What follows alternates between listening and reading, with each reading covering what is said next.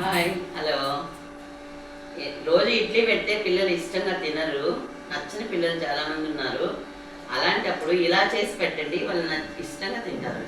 చూపిస్తాను వచ్చేసి. ఇవి 4 ఇడ్లీ ఇట్లా కట్ చేసుకోవాలి. మన పిసికే బాకండి, బాగుండదు. కొంచెం వేసిన పప్పు, రెండు స్పూన్లు వేసిన పప్పు, 1 స్పూన్ జీడిపప్పు, 1 ఎర్రగడ్డ, 2 పచ్చిమిర్చి, పచ్చెనపప్పు, 1 అరముక్క నిమ్మకాయ, కొత్తిమీర, కరివేపాకు. చూపించేస్తున్నాను.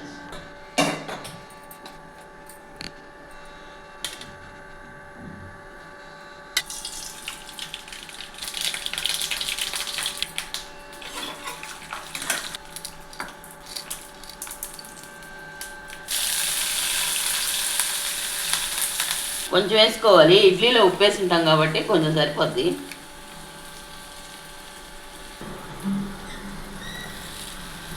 వేసుకున్నా, ఎంత రెడీ అయిపోయింది.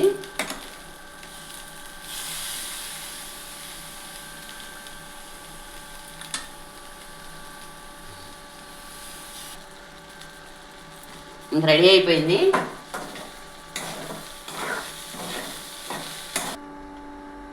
ఇప్పుడు రెడీ అయిపోయింది.